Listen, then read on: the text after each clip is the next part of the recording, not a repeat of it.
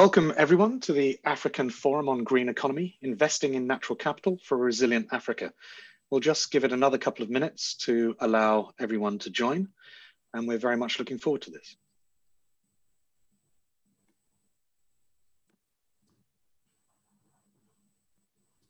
That's fine, Mark. Thank you, Beria. I can see we've now got 44 participants already. We had 250 register for this today. So lots of interest in this topic on water.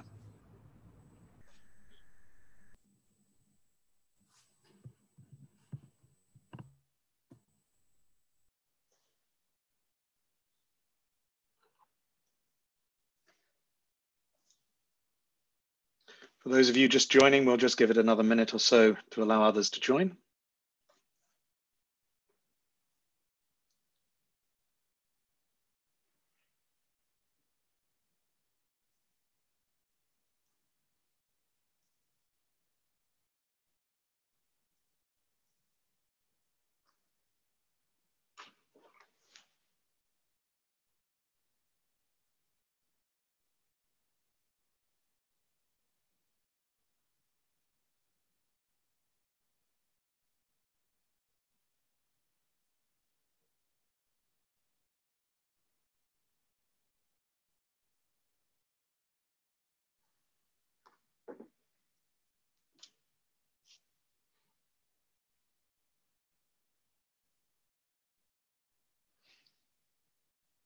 Okay.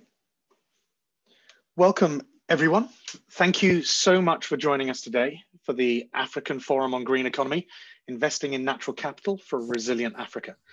As most of you will be aware, we were planning this to be a face-to-face event. We were planning this to be a face-to-face event held in Kampala this month, but obviously due to the present circumstances that we're seeing, we've decided to move this online. And this is a great opportunity. Sometimes out of adversity comes opportunity. And we believe that by doing it this way, we can still engage with many people and many more people around Africa and around the world to engage around this important issue on water. We hope that you are all safe and well with your families at the moment, and thank you so much for joining us at this complicated time. I know it's not always easy to even get internet connections to be able to join to these events, but I'm sure we're going to have a very exciting session today. And this is the first of a 3-month-long exchange on how economic systems in Africa can change and how we can reflect the value of nature in that decision-making. We have other sessions coming up after this on agriculture, on finance, on infrastructure, on data, and then finally on enabling change. And all of this, you can engage with us through the forum that we've put onto a website, through discussion boards. But today we're going to have some really great speakers providing us with some content and some ideas around water. For us, it's really important, and my name's Mark Goff, by the way, from the Capitals Coalition, which brings together the Natural Capital Coalition and the Social and Human Capital Coalition. For us, it's really important that all people that are involved in a decision are included in the conversation. So many decisions are made without all of the stakeholders being involved. And for us, part of our change has been very much about how do we make sure that everyone is included in every decision. The Capitals Coalition brings together people around this concept of valuation. And the forum itself has been hugely collaborative organization between many of the people that you can see here on the right, all of these organizations and many others that have been helping to us and encouraging us and contributing along the way.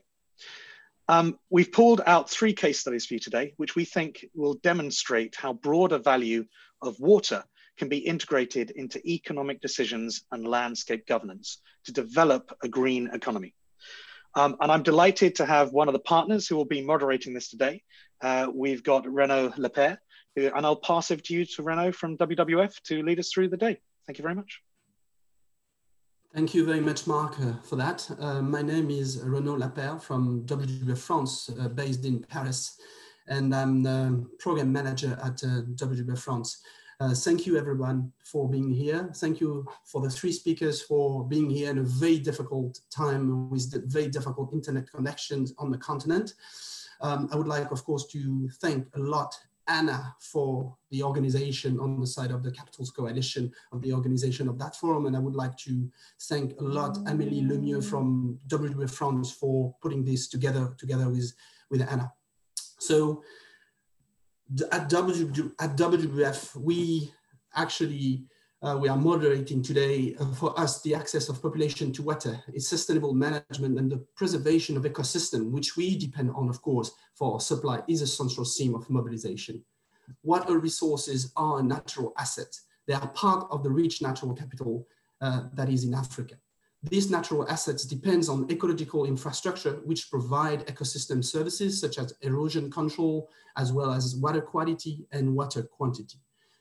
Hence, it needs to be maintained and accounted for in our development models. In recent years, new methods of intervention of protection of water resources have been developed. All these approaches have in common the mobilization of all stakeholders, of various stakeholders, public authorities, companies, NGOs. They are based thus on partnership developed and with all these actors, because each of those actors has a role to play. During this webinar, we wanted these institutions to share some innovative approaches to integrate the value of water into their operation and decision. Hopefully, you have managed to take a look at the video case study, which is on our website, which is africanforumongreeneconomy.com. And I hope that you've seen those videos and you can have more details. Each of those case studies will be summarized today again briefly in each of 5 minutes maximum for each of our three speakers. The discussion is really important. And as Mark said, this was a very collaborative process and we wanted to be a very an important collaboration between between us as a whole, as we call a community. We will ask the question at the very end. So there will be 3 times of 5 minutes for the 3 presenters, and there will be a 25 minutes open discussion at the end. So please ask questions in the Q&A sections, or you can have like general comments on the chat section. Maybe Anna, you can put the next slide for participants to see that. So use the Q&A button to type your question on the speakers at any point. We will have those questions on the side and we'll ask them at the very end. You will automatically be muted. So of course, if you really want to speak, then you can, you have the button, please click raise hand. And if you want to share general comment, then you can have a conversation in the chat. So I will just introduce our 3 speakers now. Pearl Gola from SANBI, from the South African Biodiversity Institute, is an ecological infrastructure coordinator, and she will be the first speaker. And we are very honored to have her from South Africa. William Ojwang is the senior program manager at WWF Kenya for the African Reflex project, and we'll talk about a payment for ecosystem services in Naivasha, Kenya. And then our last speaker is coming right from Uganda, right from Kampala, is Beria Namanya, is the freshwater and governance manager at WWF Uganda, and we speak about a payment for ecosystem services scheme in Kasese at the west end of Uganda at the border with DRC. So without further ado, I will hand over to Pearl to give a speech, 5-minute speech on the uMnegni Ecological Infrastructure Partnership in South Africa. Thank you, Pearl. I hand over to you. Thank you, Reno. Good morning, everyone. As already mentioned, my name is Pearl Gola. I am from the South African National Biodiversity Institute, and I am the Ecological Coordinator for the Greater uMnegni Catchment. So today I'll be speaking to you about the uMnegni Ecological Infrastructure Partnership, which we fondly call the UEIP. The partnership is a multi-sectoral catchment level partnership that consists of organizations from a number of sectors, from government, business, civil society, and academic institutions. It was founded in November 2013 with partner organizations signing a memorandum of understanding. We are now on the second year of that 5-year MOU of the partnership, having finished the first 5-year phase in November 2018. The main focus of the partnership is on prioritizing the protection and rehabilitation of ecological infrastructure, particularly for water security benefits.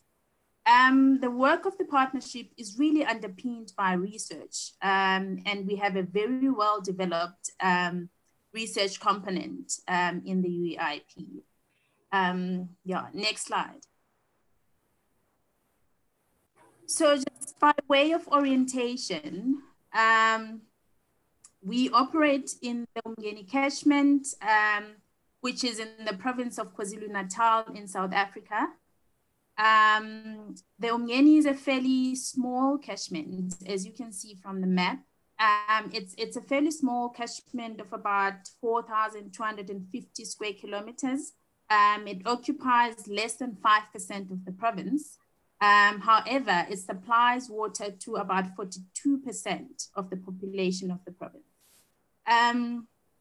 which then makes it a very significant catchment in the province and actually the country as a whole, as it really supplies two major economic centers of the province, Durban and Pietermaritzburg. Next slide, please.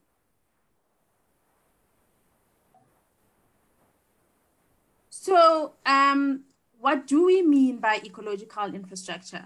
I mean, ecological infrastructure is basically naturally functioning ecosystems that deliver valuable services to people. So we see ecological infrastructure as a nature-based equivalent of engineered infrastructure.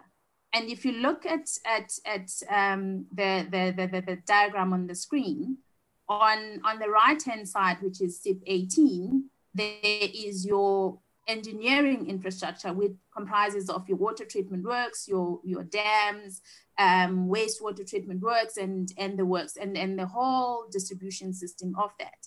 And on the right-hand side, you've got ecological infrastructure that comprises of your wetlands, your rivers, your woodlands, your forests, and everything that is the natural ecosystem.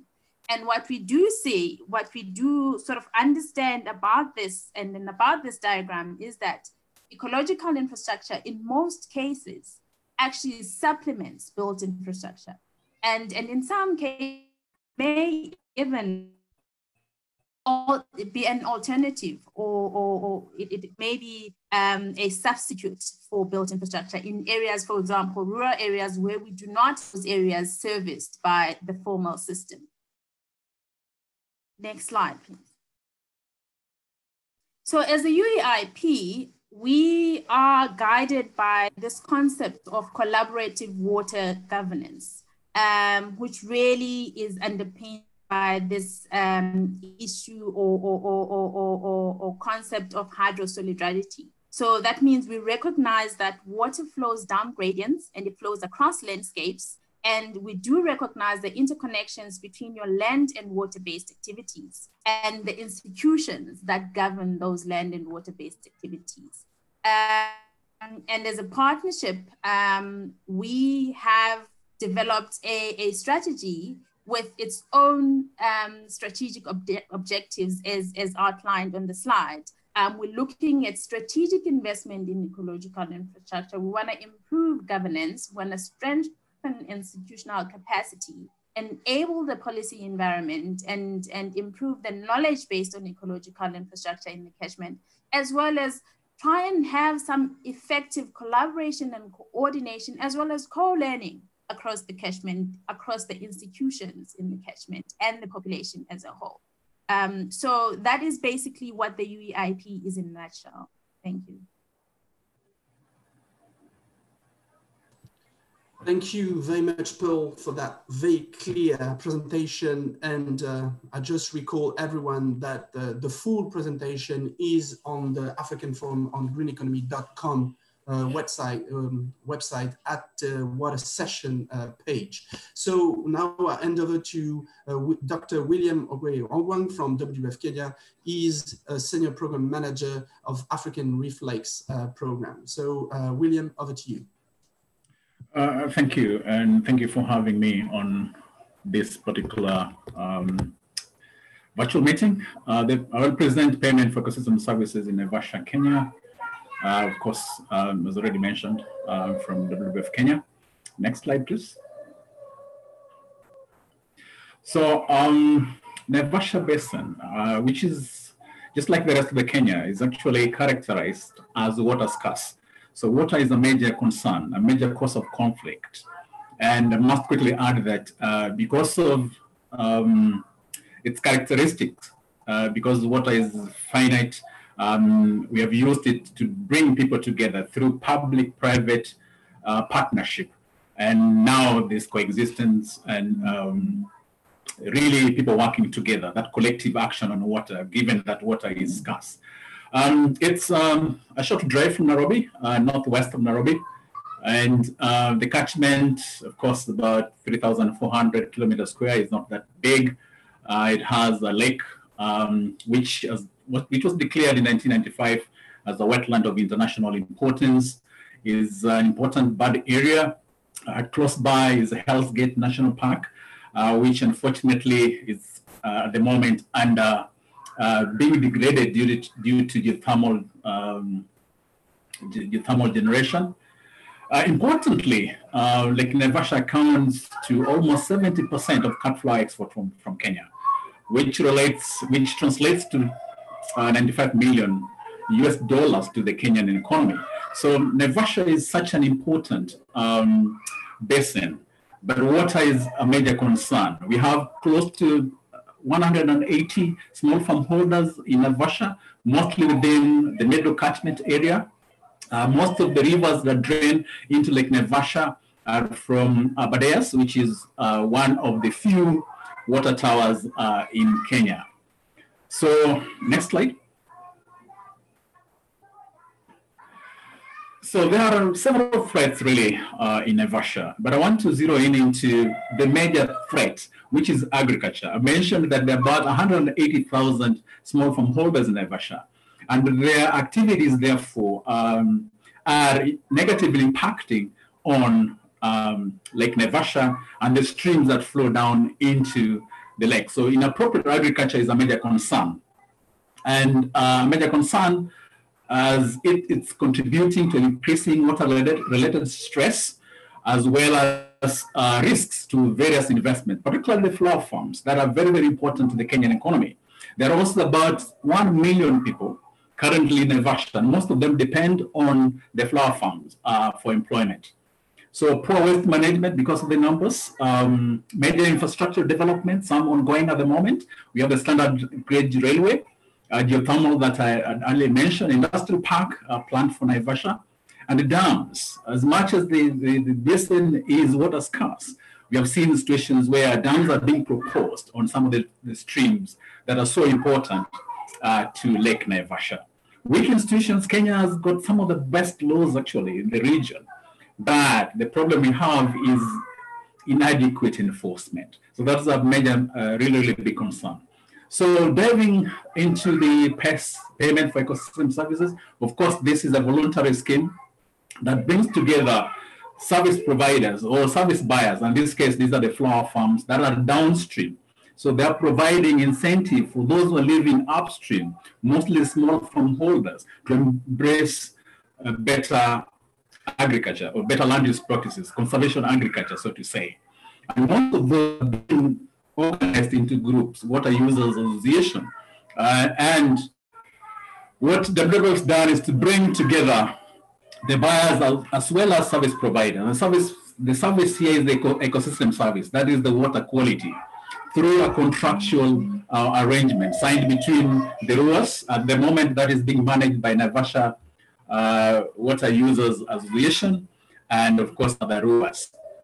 I've mentioned about the ecosystem services, that is really the quality and of course, ultimate water quantity. So we do also monitoring. This is mostly being done by Water Users Association. They capture the information using mobile-based apps, open data kit, and that the information is relayed to a server in WWF, and we put all that information together, do analysis, and then that is what we share with the buyers. They can continue providing the incentives and ensuring that we reduce the stress and, of course, risks to their investments, because the flower farms are really, really important. And we have seen really from the West, there is a push to only source flowers from our better managed basin. So this becomes very, very important. Next. A couple of indicators that this is making a huge difference. We've had so far close to 4,000 small farm holders who are participating in payment for ecosystem services covering up to 240 hectares. But this is a drop in the ocean. We need to get to a threshold so that the impact can be more apparent. At the top, we have the productivity, on-farm productivity, before and after introduction of pests. And you can see really huge difference in terms of production. The lower figure is on turbidity levels. So there is, the blue is the rainfall, while the other peaks is that of turbidity. We began the ecosystem payment for ecosystem services towards the end of 2012, and you can be able to see those variations, very high turbidity levels. But with the time, you realize that because of payment for ecosystem, even when we have really high rainfalls, turbidity levels are very, very low. Indication that really the terracing, use of napier grass, the conservation of agriculture, conservation of soil and water, therefore is making sense. At the beginning, we had only one buyer, that is one private farm providing the incentive. But now we have up to 23, and they are providing close to 14 million and promoting promoting conservation agriculture in Naivasha. Next. We love putting smile on people's faces, and this is as a result of payment for ecosystem services. So reducing stress and increasing risks to investment downstream, mostly for farms, but again, providing livelihoods to communities in Naivasha. That collective action on water, in other words, inclusive water stewardship. So we have trained the farmers, but building on pests, as I talked about the threshold. So we got an opportunity through EU, Switch Africa Green, where we've got additional resources to really dive deeper into sustainable consumption and production. And that is ongoing, complementing what we have as part of payment for ecosystem services. And again, we've got additional support from Sweden through CEDA, and they're supporting the communities to amplify their voices, articulating environmental-related issues and holding the government to account. That is working really, really well, because the government is getting so much resources from Naivasha. There's need to plow back some of that to safeguard this key ecosystem. In Kenya at the moment, we don't have a sure way of protecting or managing the catchments. Pests can be tweaked to be that model that can enable us to really secure a basin that is water scarce. Next. Thank you. Thank you very much, William. Thank you very much for that presentation. I recall that your full presentation, 25 minutes presentation, is on the website. I do also encourage everyone to post your question in the Q&A box. This is on the bottom of your screen, rather than just put it in the chat box. I hand over now to Beria Namanya from WWF Uganda. Is the Water and Governance Officer at WWF Uganda. Over to you, Beria. You have 5 minutes maximum. Thank you. No, again, this is Beria Namanya. I'm a Payment for Ecosystem Services Officer working for WWF Uganda. I'm presenting a case project in the Rwenzori mountain ecosystem about sustainable financing mechanisms which were developed through payment for ecosystem services based on the water service. Next slide. The project was located in the Rwenzori bordering DRC. The part of Uganda covers around 995 square kilometers, and it covers around 5 districts. The Rwenzori ecosystem has its highest peak at 5109 meters above sea level. This ecosystem is designated as a UNESCO World Heritage Site and also a Ramsar site. Next slide. This ecosystem is important as far as biodiversity is concerned. It is home to endemic species. As mentioned, it is a Ramsar site as well as the World Heritage Site. Why we are concerned with this ecosystem, it is a water tower.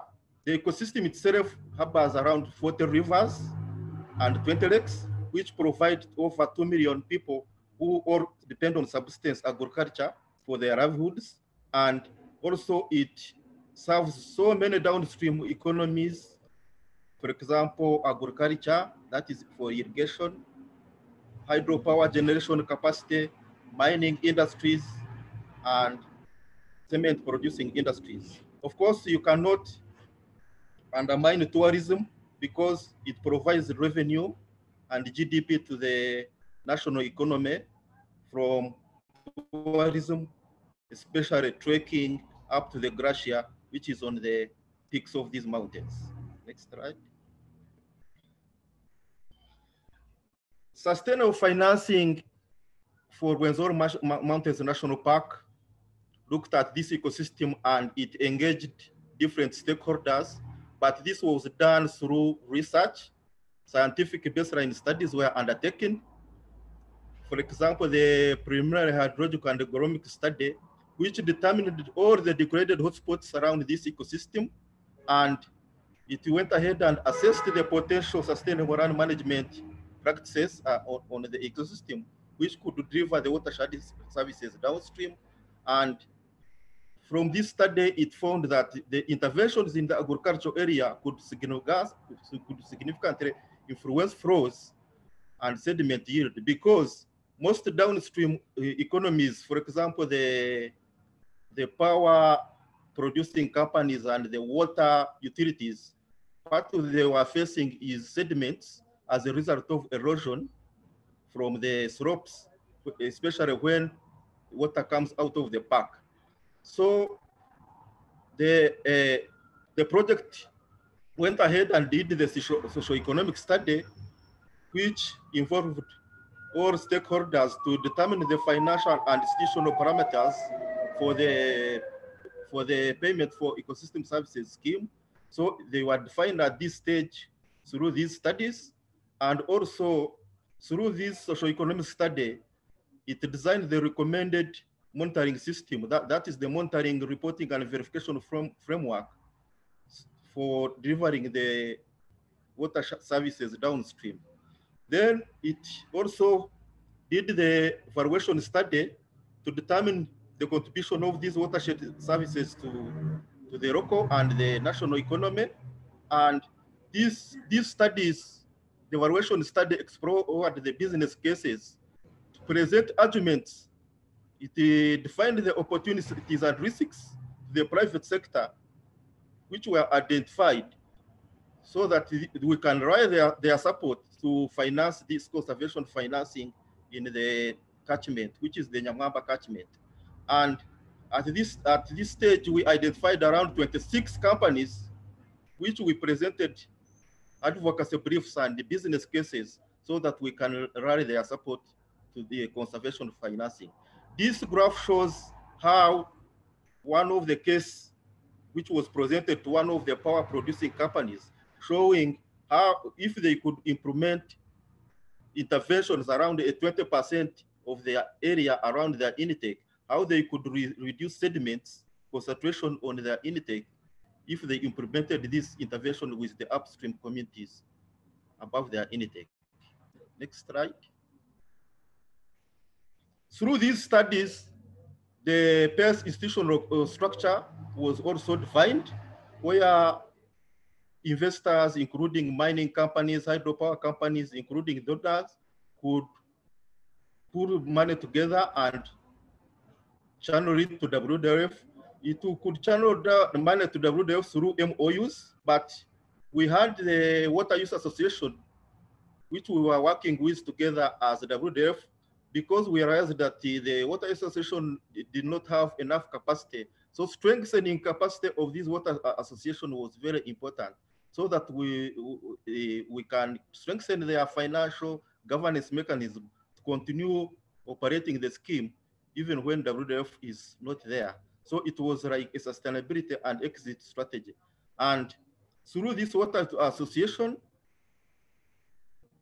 through performance contracts from the water user groups, with the farmers who were registered by the water user groups,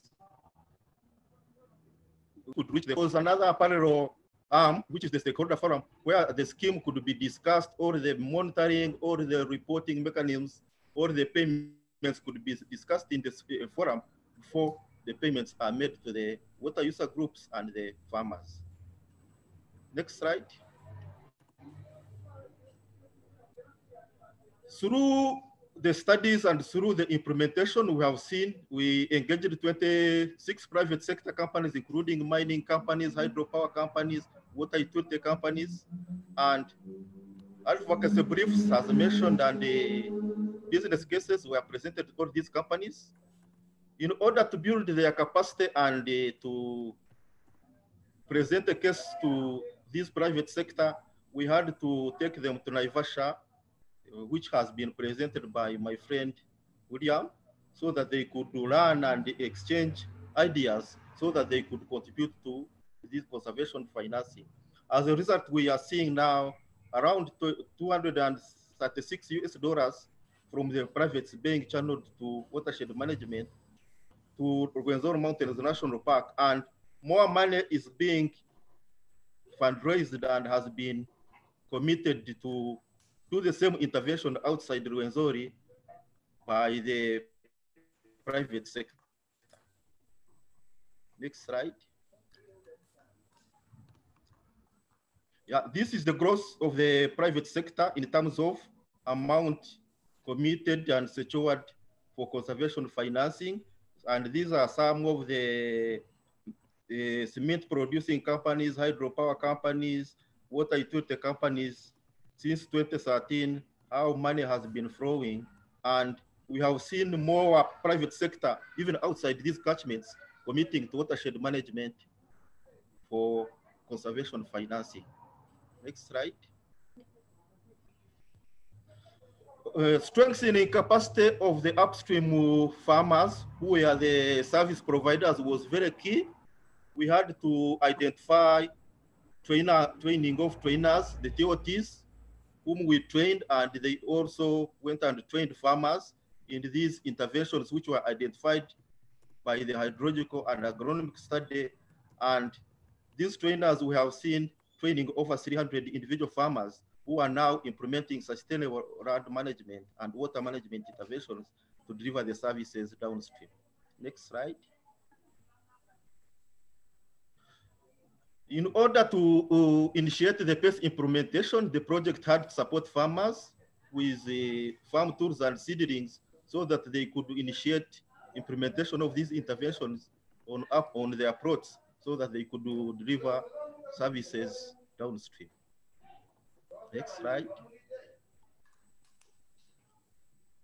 Yeah, monitoring of the inputs, outputs, and the activities, outcomes, and impacts for the PWS scheme was very key. And we had to develop monitoring templates from the time when we are doing awareness meetings, and that is the FPIC process, that free, prior, and informed consent. And these farmers and water user groups express through their water user groups interest. And from there, we do the baseline and land management plans for the individual plots committed to the scheme. Then the contract agreements between the farmers and the water user groups, also the private sector MOUs that were identified for committing to the scheme. Then there is progress and compliance monitoring forms, which we use to assess progress for 1 year at mid-year and compliance monitoring form at the end of the year. Then also there is hydrologic monitoring form plan template, which is used to monitor the water quality and quantity after implementing these interventions upstream, so that we can deliver these watershed services to the people who are committing to the scheme. And all these templates were designed and put into a database management system to monitor the inputs, the activities, the outputs and outcomes and impacts. Next slide. Through the studies and the implementation, the studies took around 2 years to prepare for the scheme, and we came up with the base manual, and the implementation for now 2 years, we have started seeing benefits to the upstream farmers from community awareness. Within the 2 years, we can seeing some incomes being raised by farmers, those ones who enrolled into the scheme. Of course, this was voluntary, but at the end, we have seen farmers benefiting from implementing these sustainable land management and water protection measures to deliver the services downstream. Next slide. Yeah, this is the path, how sustainable land management interventions to deliver the services downstream can increase incomes to the benefits. You can see some men who have started increasing their benefits through sale of milk, and through these interventions, they can get fodder material to feed their cows on smaller pieces of land, which they own and which they committed to the scheme for sustainable land management. Next slide. Yeah, of course, increased yields and productivity are potential now, and they are evident. Through 2 years of the implementation phase, we have seen 992 farmers committing these plots around the 456 hectares, which are under this sustainable land management. The payment mechanism is through all these farmers. Through the stakeholder forum, was recommended that they open bank accounts in order to build their capacity to continue saving. And all these farmers have opened bank accounts where those ones who have performed according to their contracts, money is channeled through these bank accounts, and all of them are operating.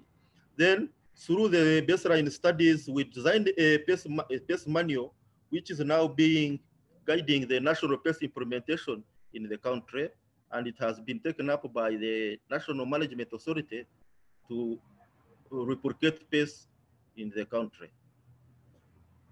Next slide. Yeah, those are the people who were implementing the sustainable financing mechanisms for RNP project. It was funded by EU, then also co-financing by FFM, that is the French GEF, Global Facility for the Environment. And these are some of the private sector we have worked with to implement the payment for watershed services scheme. And the implementing partners, it was mainly WWF and the National Management Authority and Uganda Tourism Board, in order to market the products which were being raised through the PACE scheme, and Uganda Wildlife Authority on the side of the management of the park, and of course through the government, that is the Directorate of Water Resources and Management, which were mostly concerned with the water monitoring, and the district local communities and local governments. Thank you.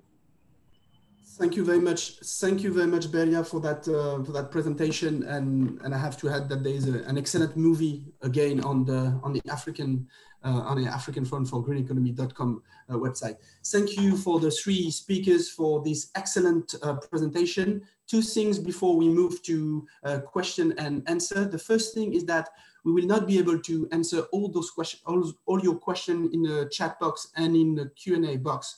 So what we will do, the one that have been not answered, then we will answer those on the website directly, either on the water session page or on the discussion page. So please stay tuned on the website to make sure that all the answers are given to you.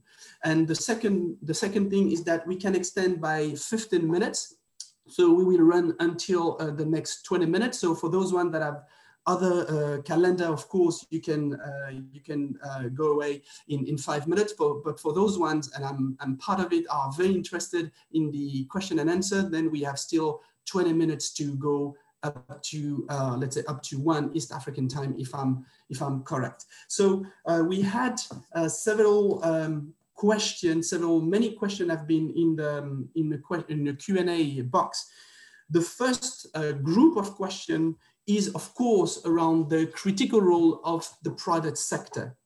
And this is, of course, the major part of all those case studies. So there was a lot of question on how did you involve the private sector? That was directed to Pearl, of course, on the South African case.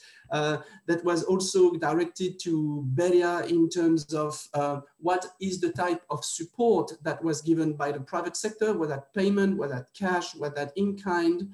And there was also a question, it's not only about how the private sector positively contribute to the payment for ecosystem services or to the watershed management. It's also about how they do no harm to the water catchment management. And there were several questions about SAPI and Mondi in, of course, South Africa. So Pearl, you would have to answer those questions. So let us be very quick, like 1 minute per speaker, maximum 1 minute per speaker, on the role of the private sector in each of your case, especially Pearl, on the role of the private sector, which you haven't really touched on, and on the role of SAPI and Mondi. So let's start with Pearl. Right, thanks for that question. So in terms of the partnership, in the last 5 years of the partnership, which is the first 5-year phase, we have really had difficulty engaging the private sector. And to address that, we embarked on a project that was led by WWF South Africa, which looked at enhancing ecological infrastructure finance, and they looked at both private sector finance and public sector finance. And they made some recommendations in terms of what mechanisms we can use to involve the private sector in the investment in ecological infrastructure. And I guess 2 of those that really we have been taking forward is this concept of public-private partnerships and also the water funds.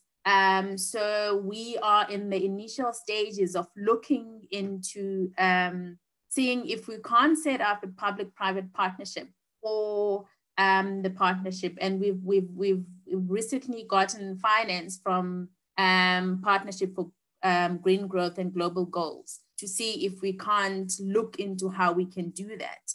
And we are also engaging and collaborating with the Nature Conservancy, who has established a water fund in the Western Cape in Cape Town, the city of Cape Town. And now they are looking into coming to KwaZulu-Natal and see if we can establish a water fund in eThekwini. So those are the 2 major components of how we aim to involve the private sector, guided by the research that was done.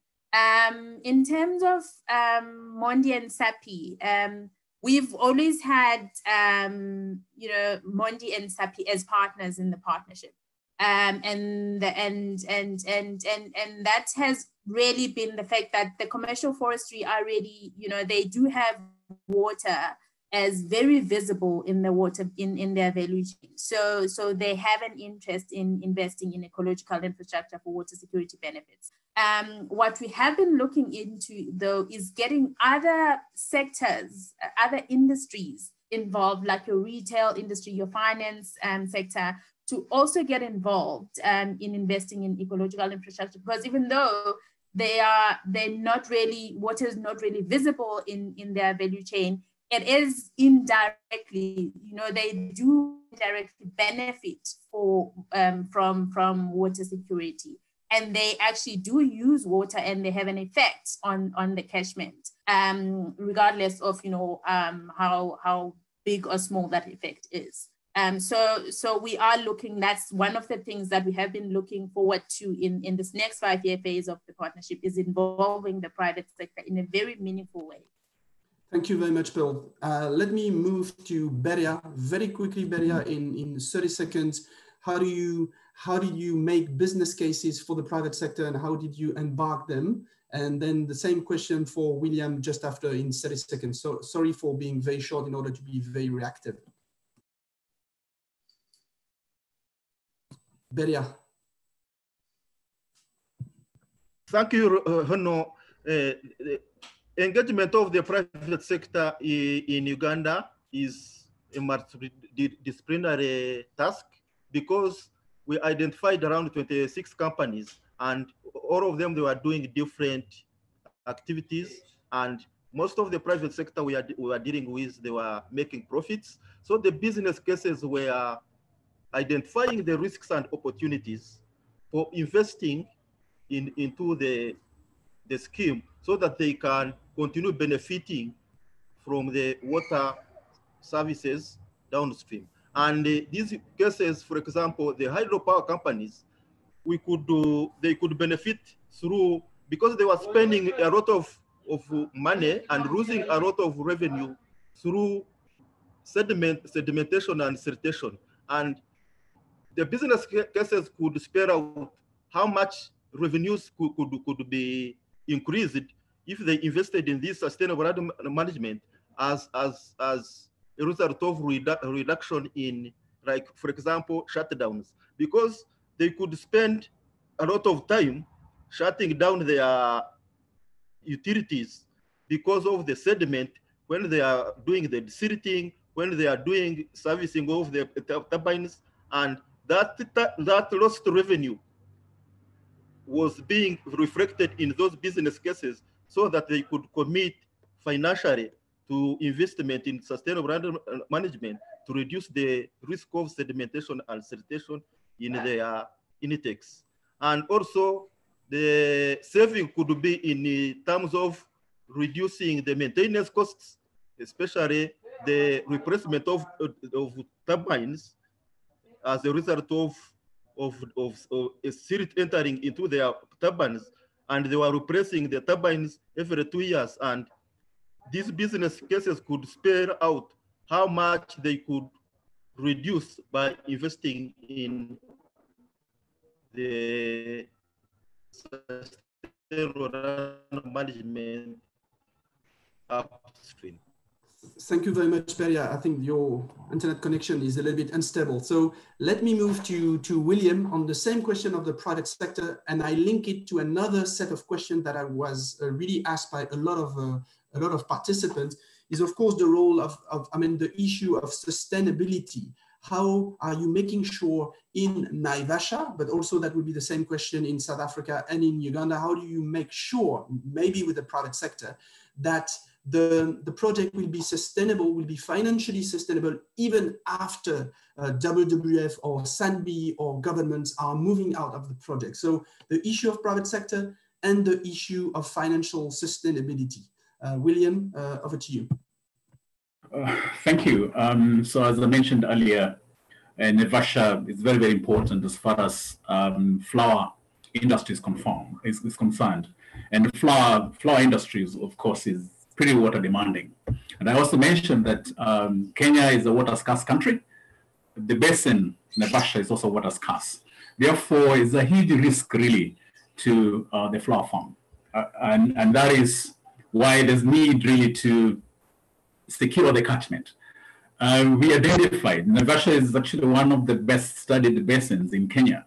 We identified that the gap in far as in water resource management in Naivasha is the inappropriate agriculture by the small farm holders.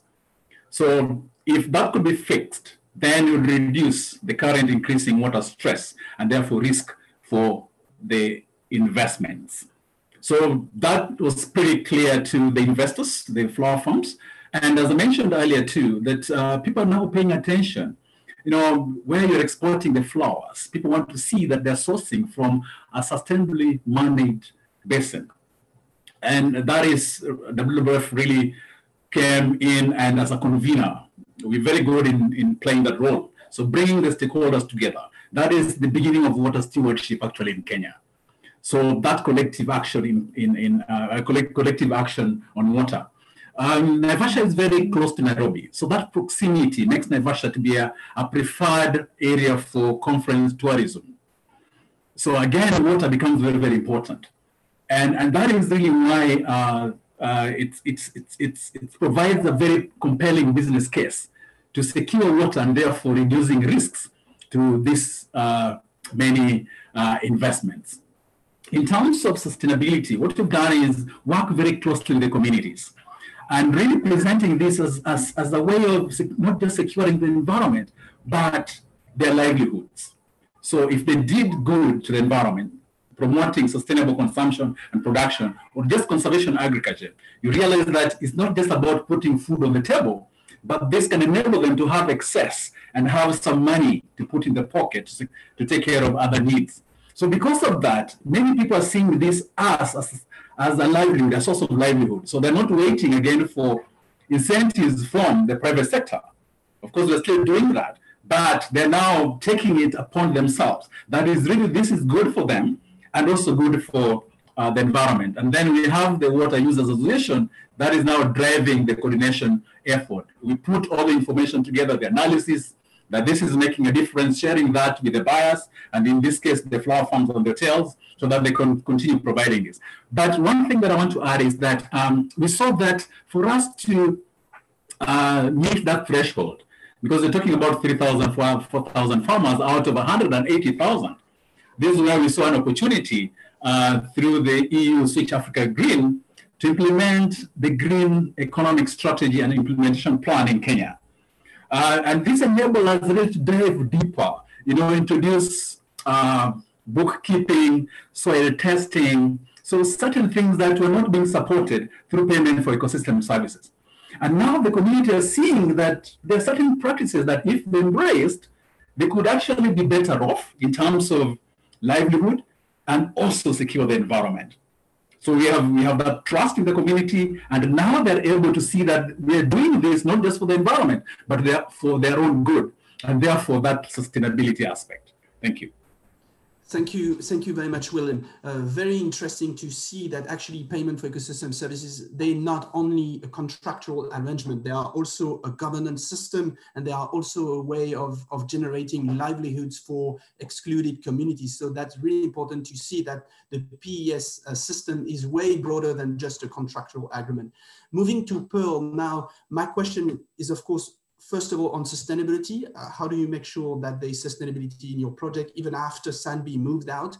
And moving to another question is, and that would be for William and Beria as well after Pearl, how do you make sure that actually ecosystem services are really provided? How do you monitor, how do you see that actually sedimentation has reduced, that the water quality has increased? And it leads me, of course, to science, and it leads us to another question that was asked in a Q&A box that was about citizen science. So the question is, for you, Pearl, is about sustainability, but also about monitoring and science and citizen science to make sure that the water quality and quantity is actually increasing thanks to the project. Over to you, Pearl. Thanks, Rainer. Okay, so I'll start with the question of sustainability. UEIP is a partnership, not a project, which is the fundamental of sustainability. So it's a partnership that embarks in projects. So we undertake projects as a partnership. So I'll make an example of one of the projects that we're undertaking as SANBI at the moment. So at the moment, we've got a global environmental facility project that we are undertaking that was launched in 2018. So that looks specifically at unlocking biodiversity benefits through development finance in the water value chain. And part of that project is really demonstrating this at a catchment level. And the uMnegni catchment is one of those demonstration catchments. And what we're looking to do in the uMnegni catchment is to actually enhance organizational capacity and investment in ecological infrastructure to improve water resource management. So that means we are actually working with the institutions that have a defined mandate of water resource management in the catchment.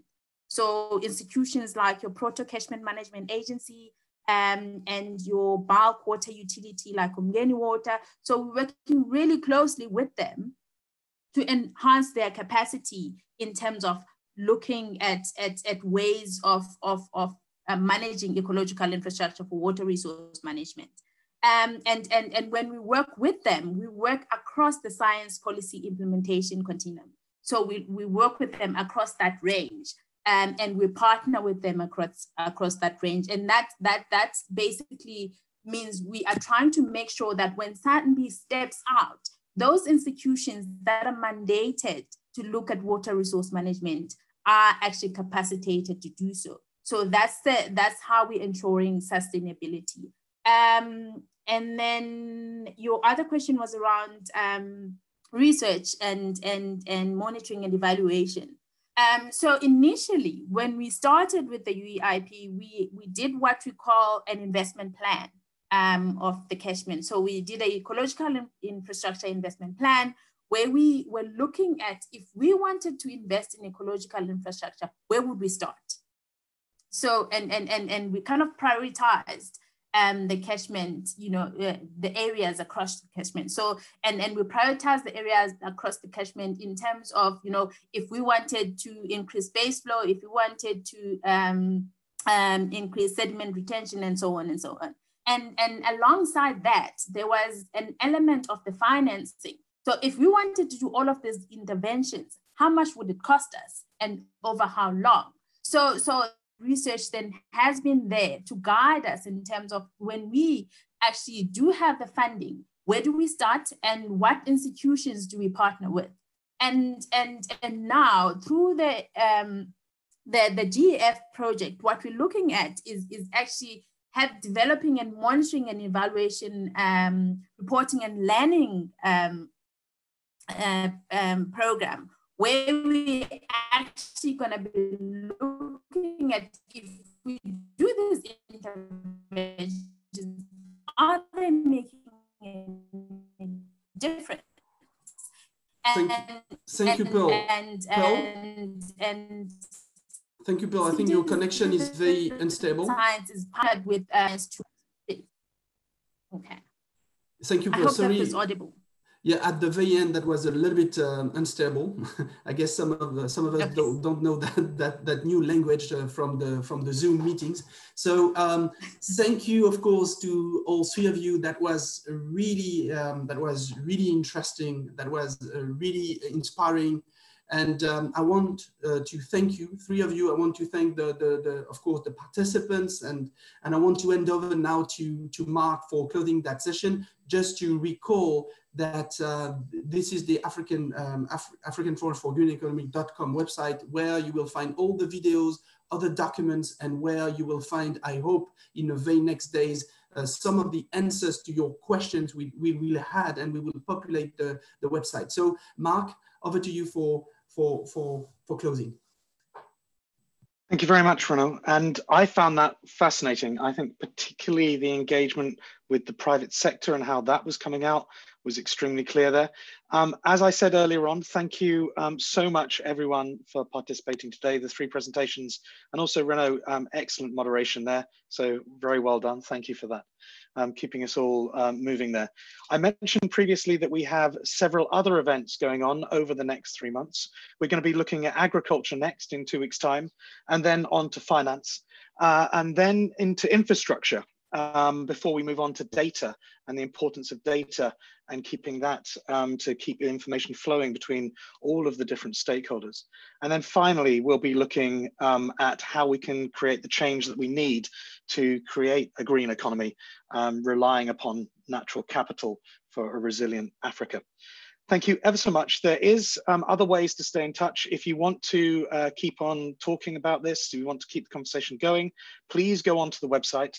The website has been passed around through the chat and through the Q&A here, but if you don't know it, it's africanforumongreeneconomy.com.